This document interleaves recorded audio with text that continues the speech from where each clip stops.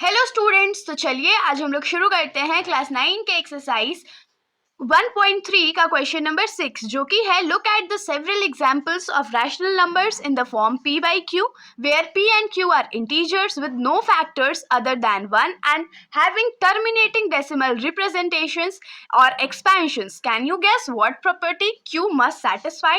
तो इस क्वेश्चन में हम लोग को क्या बोला गया है कि हम लोग को कुछ एग्जांपल्स लेना है रैशनल नंबर्स में, जिसमें तो rational number p by q का फॉर्म का होना चाहिए, q 0 के बराबर नहीं होना चाहिए और p और q जो है उनका जो फैक्टर्स है वो 1 को छोड़ के कुछ भी नहीं होना चाहिए, मतलब कि एक दूसरे के टेबल में ये बिल्कुल भी आने ही नहीं चाहिए।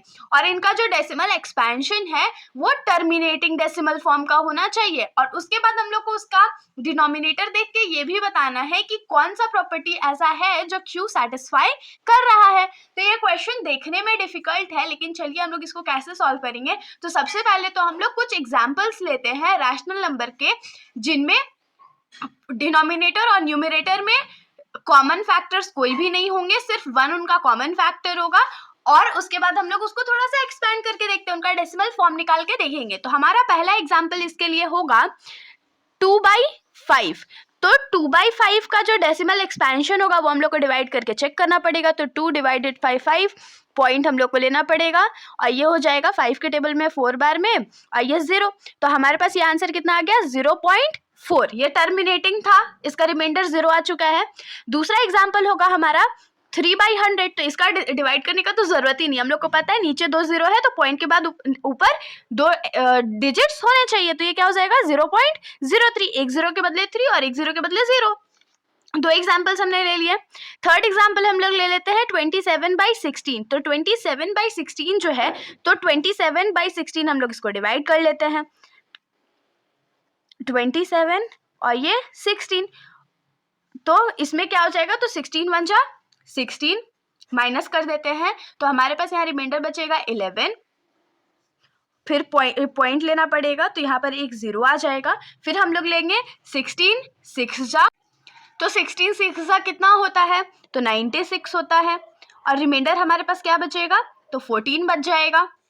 उसके बाद एक 0 जो है हमारा वो डेसिमल वाला रह जाएगा, तो 1 0 हमारे पास एक्स्ट्रा है। तो अब हम लोग क्या ले भाई, 140 है तो हम लोग लेंगे 16 8 जा 128। तो हमारे पास रिमाइंडर इस बार कितना बचेगा, तो 10 में से 8 गया तो 2, 3 में से 2 गया तो 1, 12 रिमाइंडर बच गया और एक डेसिमल वाला 0 भी तो है, तो 120 हो गया। अब 120 है तो 120 से छोटा क्या ले, तो ये 16 7 जा 112 होता है, हम लोग को पता है। और रिमाइंडर 8 है और एक डेसिमल वाला 0, तो 16 5 का कितना होता है, तो 80 होता है। रिमाइंडर क्या आ गया हम लोग का 0 आ गया। तो यहाँ पर हम लोग लिख सकते हैं ना कि ये जो हमने एग्जाम्पल लिया है रैशनल नंबर का वो टर्मिनेटिंग है।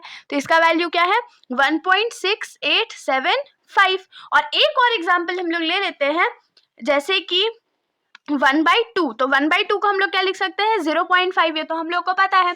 अब देखिए हम लोग इसका डेसिमल एक्सपेंशन का, या जो हम लोग को बोला था क्या प्रॉपर्टी है Q का, वो रिप्रेजेंट करना पड़ेगा।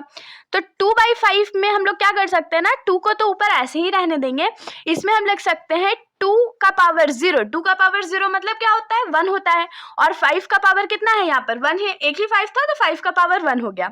फिर 3 डिवाइडेड बाई 100 है, तो ये क्या हो जाएगा, तो 3 तो ऊपर ऐसे ही रह जाएगा और नीचे हो जाएगा 2 का पावर 2, जो कि हो जाएगा 4 इंटू 5 का पावर 2 मतलब कि 25। तो 25 4 जा 100 होता है, मतलब हमने इसको सही लिखा है। हम लोग को हमेशा ध्यान में रखना है कि जो डिनोमिनेटर है अगर वो 2 इंटू 5 के फॉर्म में है तो वो पक्का टर्मिनेटिंग डेसिमल ही देगा। आगे एग्जाम्पल क्या था हम लोग का 27/16। तो 27/16 में 27 तो ऐसे ही रह जाएगा और 16 को हम लोग क्या लिख सकते हैं, तो 2 का पावर 4 और 5 का पावर 0। और लास्ट वाला एग्जाम्पल जो हमने लिया 1/2, उसको हम लोग क्या लिख सकते हैं, तो 1 तो ऐसे ही रह जाएगा और नीचे लिखेंगे 2 का पावर 1 इंटू 5 का पावर 0। अब इसको आप लोग खुद के मन में कैलकुलेट कर सकते हैं। तो यहाँ से हम लोग क्या देख सकते हैं कि अगर हम लोग का जो डिनोमिनेटर है वो 2 का पावर a और 5 का पावर b के फॉर्म में है, तो पक्का जो हमारा डेसिमल एक्सपेंशन होगा वो टर्मिनेटिंग होगा। तो यहां से हम लोग क्या लिख सकते हैं कि if q is in the form of 2 का पावर a इंटू 5 का पावर b, वेयर यहाँ पे लिख देंगे हम लोग ब्रैकेट में कि where a and b are whole numbers ही होने चाहिए, whole numbers, then P by Q is a terminating decimal।